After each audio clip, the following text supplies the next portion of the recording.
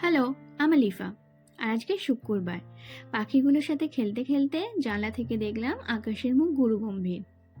কিন্তু কি আর করা যাবে, এসব তোয়াক্কা না করে চললাম ক্লায়েন্টের বাড়ির পথে।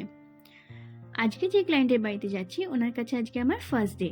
আর ওনার বাড়িতে গিয়ে ওনার ছাদ বাগান দেখে আমি মুগ্ধ, কারণ যেদিকে চোখ যায় সেদিকে সবুজ। আর বৃষ্টির জল পেয়ে গাছগুলো যেন আরো সুন্দরভাবে বেড়েছিল, কিন্তু কাজ ছিল অনেক। এনার কাছে আজকে যেতে যেতে আমার 5:30 বেজে গেছিল। তাই বেশি দেরি না করে দিদিকে কাজে বসিয়ে নিয়ে আমি করে নিয়েছিলাম তদারকি। কাজ শেষ হতে হতে 6:30 বেজে গেছিল। পরের কাজগুলো পরের দিনের জন্য তুলে রেখে চললাম বাড়ির পথে। বেশ অনেকটাই অন্ধকার হয়ে গেছে, প্রায় 8:30।